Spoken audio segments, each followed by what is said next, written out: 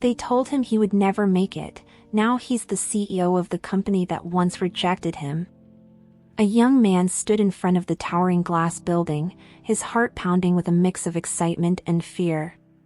He had spent the last weeks preparing for this interview, going over every possible question, rehearsing his answers late into the night. His suit was borrowed, slightly loose at the shoulders, but he carried himself with pride. This was his chance, a position at one of the most prestigious companies in the city. Growing up in a small town with limited opportunities, he had always dreamed of making it big, proving that hard work and resilience were more valuable than privilege. This interview wasn't just about a job, it was about changing his life, pulling his family out of financial struggles, and proving to himself that he belonged in a world that often overlooked people like him. As he stepped into the grand lobby, his worn-out shoes barely making a sound against the polished marble floor, he couldn't help but feel out of place. Around him, sharply dressed professionals moved with purpose, their expensive watches glinting under the soft lighting. He clutched his folder tightly, containing a resume that, though impressive in academic performance, lacked the prestigious internships and high-profile references many of the other candidates likely had.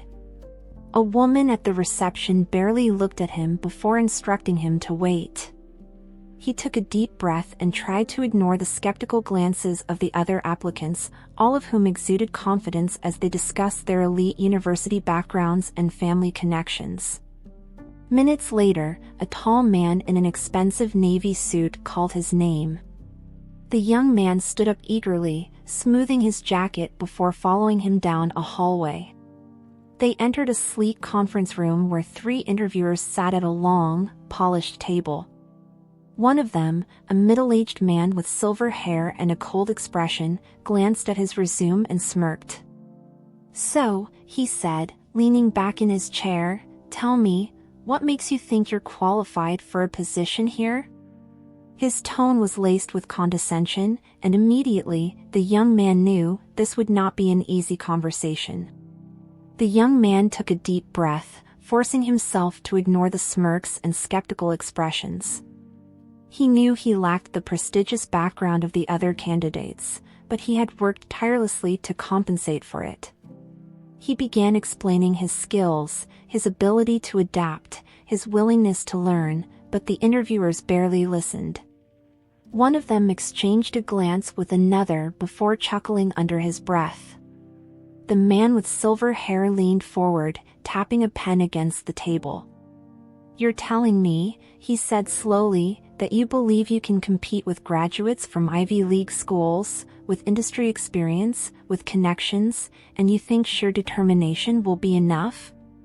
The young man hesitated, unsure whether to defend himself or stay silent. He had expected difficult questions, but he hadn't expected to be openly ridiculed. One of the other interviewers sighed dramatically, shaking his head. "We get ambitious applicants all the time," he said, his tone almost amused. "But this is a little unrealistic, don't you think? You don't have the qualifications. Honestly, we're doing you a favor by telling you the truth now instead of wasting your time." The final blow came when the silver-haired man leaned back with a smirk and said, "You might want to set your sights lower. A place like this? It's not for people like you." The words stung more than the young man cared to admit. People like him. The phrase echoed in his mind as he forced himself to nod, stand up, and leave the room. The other applicants barely hid their amusement as he walked past them, his dream crumbling before his eyes. Stepping outside, the young man clenched his fists, his breath shallow. He had always believed that effort and talent could bridge the gap between privilege and opportunity, but today had shattered that belief. The world didn't just doubt him, it laughed at him. He could feel the weight of their judgment, the unspoken certainty that he would never make it. He thought of his mother, who had worked double shifts to support his education, of the nights he had stayed up studying while others enjoyed their lives, and of the sacrifices he had made. Was it all for nothing? Anger bubbled inside him, but beneath it was something stronger, determination. They had mocked him, dismissed him as insignificant, but he would not let their words define his worth. He wasn't going to set his sights lower. He was going to prove them wrong. That night, instead of dwelling on his failure, he formulated a plan. If no one would give him an opportunity, he would create his own. He would learn, he would work, and he would climb. One day, he vowed, he would return not as a desperate applicant, but as someone they could no longer ignore. The young man wasted no time wallowing in self-pity. The very next morning, he began looking for alternative ways to enter the corporate world. Without connections, he knew he would have to start small. He found a low-paying position at a struggling startup, far from the glamour of the company that had rejected him, but it was a place where he could learn. The CEO, though skeptical of his lack of experience, appreciated his hunger for knowledge and gave him a chance. His days were long, filled with tasks far beneath his skill level. He fetched coffee, filed paperwork, and handled tedious administrative work. But unlike those who saw these jobs as meaningless, he studied every detail. He observed how decisions were made, how deals were closed, and how the market functioned. He listened during meetings, took notes, and stayed late to research business strategies. Others dismissed him as just another desperate worker, but he knew that every day was a step closer to something greater. Years passed, and his knowledge expanded. The startup grew, and so did he.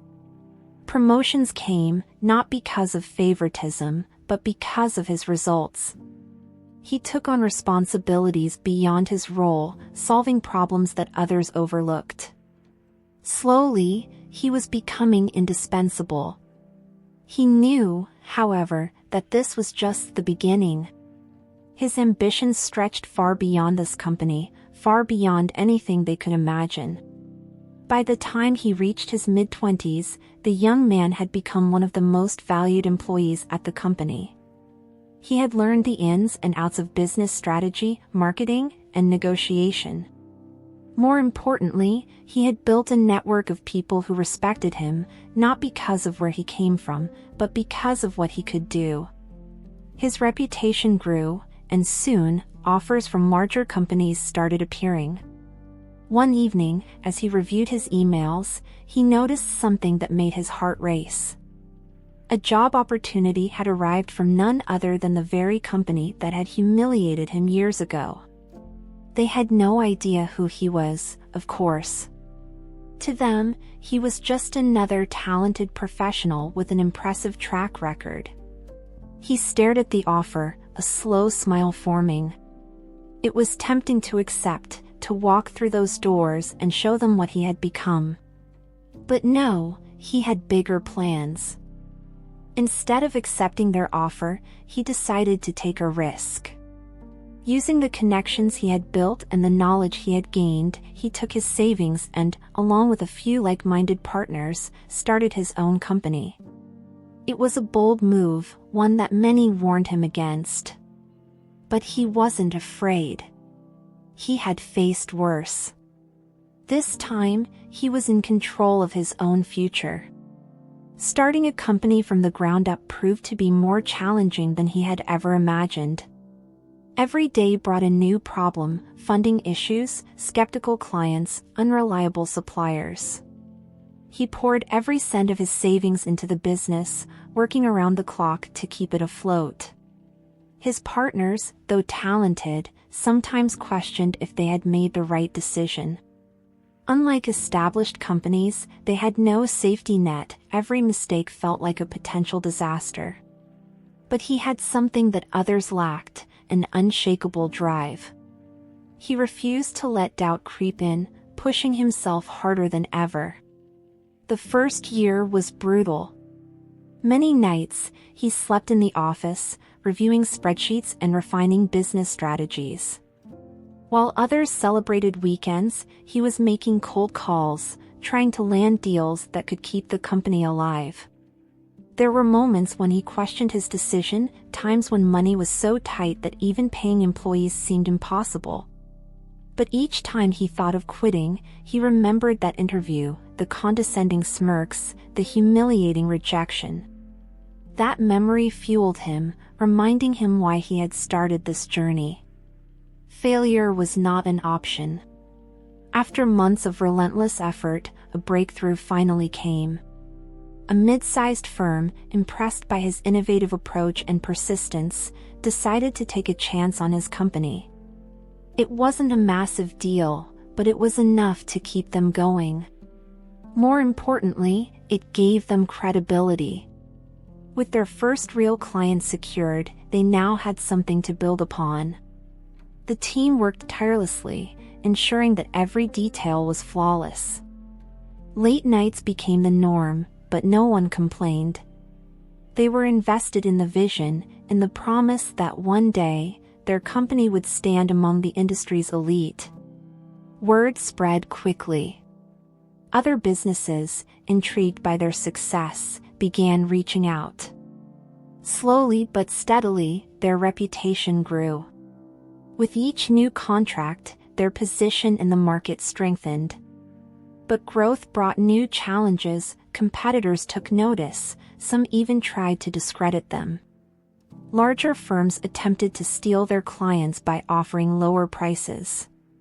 Yet, the young entrepreneur refused to be intimidated. Instead of engaging in price wars, he focused on quality, ensuring that his company's work was unmatched.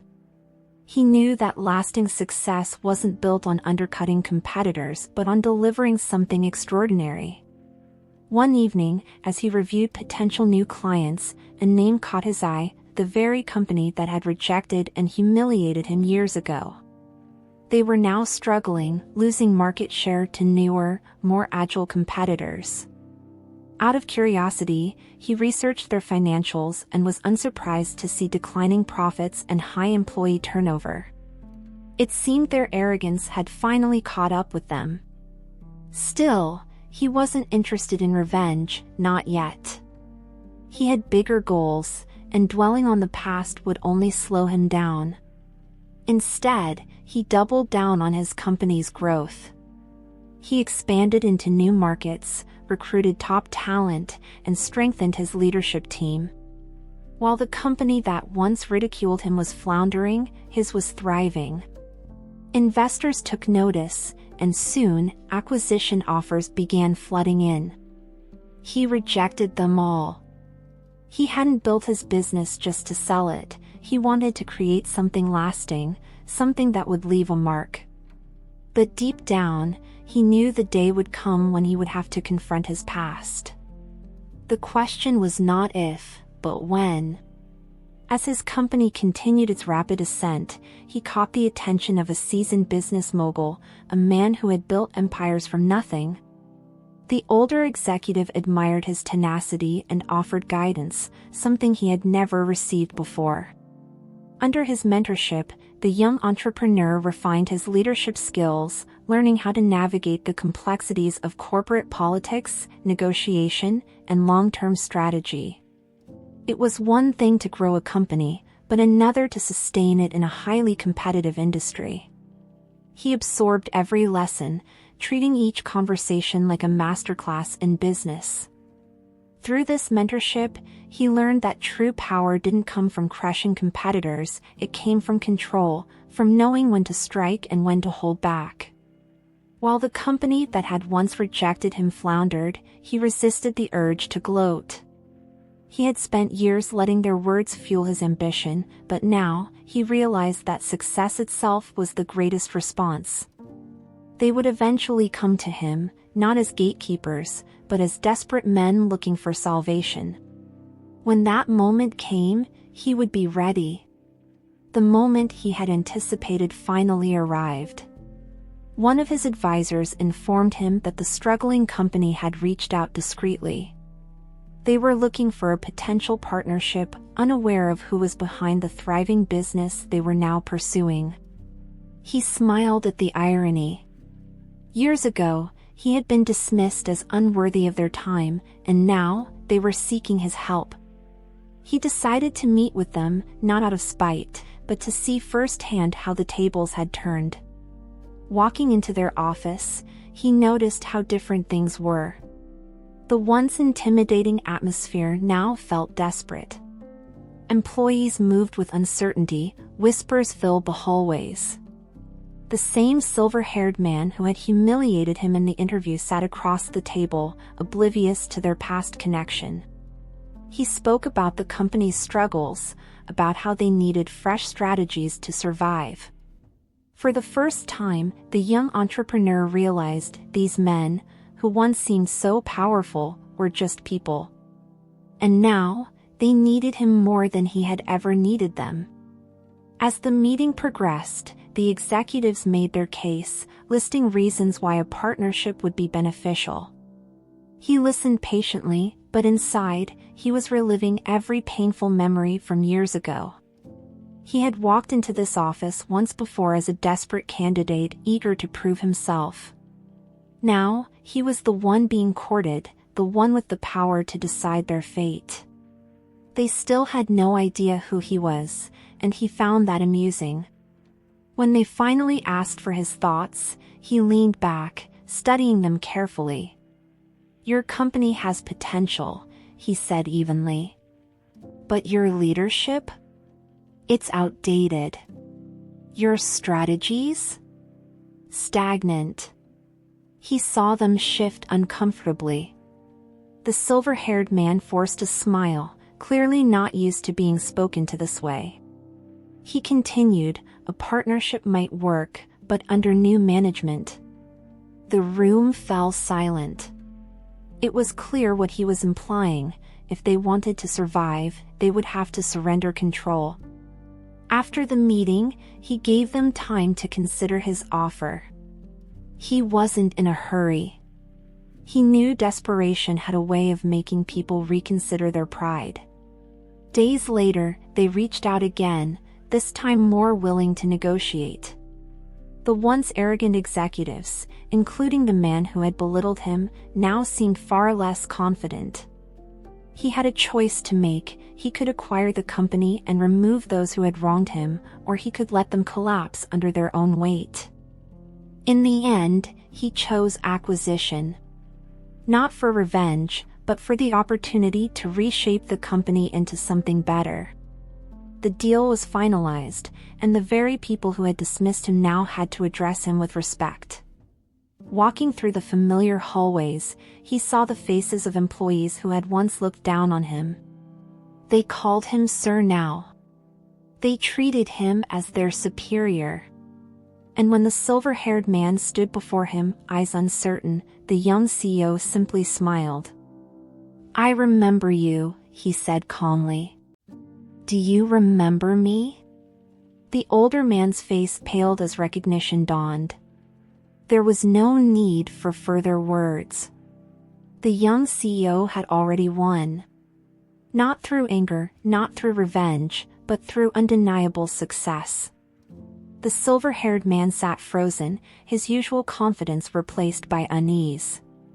It was clear he remembered, though he struggled to maintain composure. I didn't realize," he muttered, his voice quieter than before. The young CEO remained calm, watching as the man who had once dismissed him now struggled for words. There was no need for anger or confrontation. The mere fact that he stood here, as the company's new leader, was enough. The tables had turned completely, and there was nothing left for the older man to say. Rather than gloating, the CEO simply let the silence stretch between them.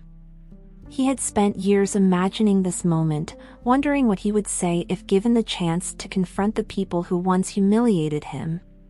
But now that the moment was here, he felt no desire for revenge. He had outgrown the need for validation from these people. "I trust you'll make the necessary arrangements," he finally said, dismissing the man with a single nod. Without waiting for a response, he turned and walked away, leaving behind the weight of his past. Taking control of the company was no easy task. Years of mismanagement had left it in disarray. Inefficiency, outdated strategies, and a toxic corporate culture plagued every department. Employees were demoralized, fearful of losing their jobs as rumors spread about incoming changes. He knew that if he wanted to rebuild, he had to start from within. Instead of mass layoffs, he focused on identifying the real talent hidden beneath the layers of bureaucracy. Some employees had been overlooked for years, their potential wasted by a leadership team that valued appearances over substance. He initiated structural reforms, eliminating outdated policies that had kept the company stagnant. He replaced ineffective managers with people who had proven their worth, not through connections, but through results. Some resisted the changes, clinging to the old ways, but he remained firm. The company would no longer operate as an exclusive club for the privileged. It would become a place where talent and hard work determined success. Within months, the transformation was evident. Productivity increased, morale improved, and for the first time in years, the company showed signs of revival. Despite the internal improvements, the market was skeptical. Competitors doubted that the company could recover, while former executives quietly predicted his failure. Some investors hesitated, fearing that a young CEO with an unconventional background wouldn't be able to handle the pressures of leading a legacy firm. He was aware of the whispers, of the speculation that he was nothing more than an ambitious upstart who would soon crumble under the weight of responsibility. But he thrived on doubt. It had fueled him his entire life. Rather than engaging in defensive tactics, he let the company's performance speak for itself. He secured strategic partnerships, introduced innovative business models, and rebranded the company's image. Slowly, the skepticism faded. The same people who once dismissed him now sought meetings with him, eager to understand how he had managed to turn things around. He found amusement in their sudden change in attitude, but he never let his guard down. He knew that in the world of business, loyalty was fleeting and success was never guaranteed. One afternoon, as he reviewed upcoming meetings, his assistant hesitated before mentioning a name he hadn't heard in years. It was one of the candidates from the interview, the one who had laughed the loudest when he had been rejected. Unlike him, that candidate had secured a job at the company years ago but had failed to climb the corporate ladder. Now, with the company under new leadership, he was requesting a meeting, unaware of who the CEO truly was. The irony was almost too perfect. Curious, he approved the request. When the man walked into the office, he carried himself with far less confidence than before. There was no trace of the arrogance he had displayed years ago. He spoke nervously, pitching himself as an asset to the company, unaware that he was addressing the very person he had once ridiculed. The CEO listened silently, letting him finish before finally speaking. "You don't remember me, do you?" The man frowned, confusion flickering across his face before realization dawned. His expression shifted from uncertainty to sheer disbelief. The former candidate stammered, clearly struggling to process the situation. I had no idea," he said weakly. He looked down, suddenly unable to meet the CEO's gaze. The confidence he once flaunted had vanished, replaced by discomfort. The CEO could see the regret in his eyes, the recognition that he had once underestimated the very person who now held his future in his hands. For a brief moment, he considered dismissing him outright, letting him experience the rejection he had once inflicted. But then he reminded himself, he wasn't that person anymore. Instead of retaliation, he leaned back and studied the man carefully. "People change," he said after a moment. "Some grow. Some don't." He let the words settle before adding, "Tell me, what have you learned since then?" The man hesitated, clearly not expecting a second chance. But this wasn't about revenge, it was about demonstrating that success was measured by character as much as by accomplishments. Whether or not the man was truly different, time would tell. But for now, the CEO had made his point. He had risen above the need for validation, proving that true power lay in moving forward, not looking back. As word of his company's transformation spread, the media took notice. Reporters were eager to cover the story of the young CEO who had turned a failing corporation into a powerhouse. Interviews were requested, profiles were written, and soon, his name became synonymous with resilience and strategic brilliance. But among all the questions asked, one kept resurfacing: how had he found the strength to keep going after being rejected so early in his career? He never revealed the full story, never mentioned the humiliating interview that had once crushed him. Instead, he spoke about perseverance, about proving to oneself rather than to others. He had long since realized that success was not about proving people wrong, but about proving oneself right. Revenge, in the end, was an empty pursuit. True success was about building something greater than one's past wounds. And that was exactly what he had done. Months later, as he prepared for a conference, an unexpected email arrived. It was from the silver-haired man, the same recruiter who had dismissed him so cruelly years ago. The email was brief, almost hesitant. He wanted to meet, not as an employee, not as a business associate, but simply as someone who wanted to talk. The CEO considered it for a long moment before replying. When they met, the older man was no longer the figure of authority he once was.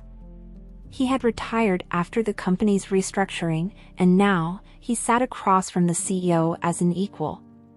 "I was wrong about you," he admitted, his voice carrying the weight of years. "I judged you unfairly."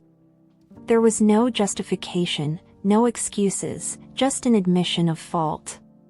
The CEO listened, surprised by how little resentment he felt. He had moved on long ago.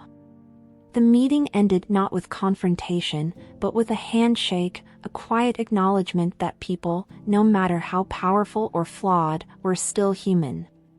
Years had passed since that first humiliating interview, but the CEO rarely thought about it anymore. He had built something far greater than revenge. He had built a legacy. His company thrived, not because of spite, but because of vision, leadership, and perseverance. The past no longer defined him. It had shaped him, yes, but it did not control him. One evening, as he stood by his office window, looking over the city skyline, he reflected on his journey. He had once dreamed of proving people wrong, of showing them what he was capable of. But now, he understood that the greatest victory was not in proving others wrong, it was in proving himself right. And in that moment, he realized he had already won. With the company now under his leadership, the young CEO focused on something far more important than just profits: culture. He had seen firsthand how arrogance and favoritism had driven talented individuals away, and he was determined to create an environment where hard work and innovation mattered more than connections. He implemented new hiring practices, ensuring that no applicant would ever face the kind of humiliation he once endured. He promoted employees based on merit, recognizing those who had been overlooked for years. The changes weren't easy. Some senior executives resisted, unwilling to let go of the old ways. They complained about his leadership style, questioning whether someone without a privileged background truly understood how corporations should be run. He let them go without hesitation. He wasn't here to maintain traditions that had failed, he was here to build something new. Slowly, the company began to transform. Employees felt valued, creativity flourished, and productivity soared. Those who had once doubted his leadership now saw the undeniable results. As the company thrived, its reputation began to shift. No longer was it seen as an outdated, elitist institution, it became a model for modern business. Other corporations took notice, eager to understand how such rapid transformation had taken place. Industry leaders, some of whom had once dismissed him, now sought his advice. He found himself speaking at conferences, discussing not just business strategies but also leadership, resilience, and the importance of humility. Despite his success, he remained grounded. He never let the power get to his head, remembering the years when no one had believed in him. He made it a priority to mentor young professionals, offering guidance to those who, like him, had once felt excluded from opportunity. For the first time, he truly felt the impact of what he had built. It was no longer about proving people wrong, it was about paving the way for others to rise. One evening, he received a call from someone he hadn't spoken to in years, a former classmate who had witnessed his rejection at the infamous interview. Unlike the others, this man had never mocked him, but he had remained silent while others laughed. Now, years later, he was reaching out not as a competitor, but as someone who admired what the CEO had accomplished. "I never told you this," the man admitted, "but that day, I wanted to say something. I should have." The CEO listened in silence. He had long since stopped dwelling on the pain of that day, but it was fascinating to hear how it had affected others. His former classmate went on to explain that witnessing the rejection had been a wake-up call. It had shown him how unfair the corporate world could be. "I see now that you were right to fight back," he said. "And I regret not standing up for you when it mattered." The CEO didn't hold it against him. He understood now that people often stayed silent out of fear, but the lesson was clear: real change only happened when someone dared to challenge the status quo. Success often came with challenges, and his was no exception. As his company grew, so did the pressures from external forces. Rival corporations tried to undermine his business, investors pressured him to prioritize profits over ethics, and some even attempted to lure him into corrupt deals. The young CEO had spent years fighting for his place at the table, but now, he faced a different kind of battle, staying true to his principles in an industry that often rewarded greed over integrity. There was a particularly tempting offer, an acquisition deal worth millions. The terms were clear: if he accepted, his company would remain intact, but under a leadership that didn't share his vision. Many advised him to take the deal, saying it was the logical next step. But he knew better. He hadn't built his company just to sell it to people who would undo everything he had fought for. He rejected the offer, knowing that real success wasn't measured by wealth alone, but by the legacy he left behind. One day, an article was published about him in a major business magazine. It detailed his journey, from rejection to CEO, highlighting the obstacles he had overcome. For the first time, the full story of his humiliating interview became public knowledge. The business world reacted with a mix of shock and admiration. Many couldn't believe that the man they had once dismissed had now surpassed them all. Reporters reached out for comments, eager to hear his thoughts on the irony of it all. But he wasn't interested in reliving the past. When asked about those who had once rejected him, he simply replied, "I'm grateful for every experience. Even the painful ones." He knew that dwelling on the past would do nothing for his future. Instead, he focused on the work ahead, on continuing to build something meaningful. The recognition, the praise, the apologies from those who had once doubted him, they no longer mattered. The only thing that mattered was what came next. One afternoon, as he prepared for a business conference, he ran into someone unexpected, the silver-haired recruiter. The man had aged, his once commanding presence now diminished. There was no arrogance in his eyes anymore, only curiosity and perhaps a hint of regret. "You really proved me wrong," he said, offering a weak smile. "I misjudged you." The CEO didn't feel the satisfaction he once thought he would. He had spent years thinking about this moment, imagining what he might say. But now, face to face with the man who had once belittled him, he realized he felt nothing. No anger, no desire for revenge, just a quiet understanding that people like him had always existed and always would. "You did," he replied simply. And with that, he turned away, leaving the past exactly where it belonged. As the years passed, his company continued to thrive, but he found himself drawn to something beyond business. He had spent his life proving himself, but now, he wanted to do more than just succeed, he wanted to give back. He launched mentorship programs, funded scholarships, and created opportunities for young professionals who, like him, had once been overlooked. He had realized that true success wasn't just about climbing to the top, it was about bringing others up with him. He saw himself in the young applicants who walked into his office, nervous but determined. He knew what it felt like to be underestimated, to be told that dreams were too big. But he also knew that determination could defy expectations. And so, he continued building, not for validation, not for revenge, but for the future. One evening, as he sat in his office overlooking the city, he reflected on the journey that had brought him here. He had spent years fighting, proving, overcoming. But now, he understood something that had taken him a lifetime to learn: he had never truly needed the approval of others. His worth had never depended on their validation. Everything he had built, he had done for himself, for the people who had believed in him, for those who would come after him. For the first time in years, he felt a deep sense of peace. The fight was over. He had already won, not because of wealth, power, or recognition, but because he had stayed true to himself. And in the end, that was the only victory that truly mattered. As he grew older, he gradually stepped back from the day-to-day operations of the company, entrusting it to a new generation of leaders who shared his vision.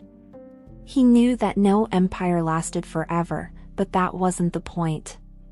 The real achievement was in the lives he had changed, in the barriers he had broken. He had once been a nameless applicant in a crowded interview room, dismissed before he even had a chance. Now, he was proof that determination, resilience, and integrity could rewrite destiny. His name would be remembered, but more importantly, his impact would last. As he took his final walk through the company he had built, he felt no sadness, only gratitude. His journey had been filled with hardships, but he wouldn't change a single thing. Every rejection, every failure, every moment of doubt had shaped him into the person he was today. He stepped outside, breathing in the crisp evening air. Somewhere out there, another young dreamer was facing rejection, being told they weren't good enough. And he knew they would prove the world wrong too.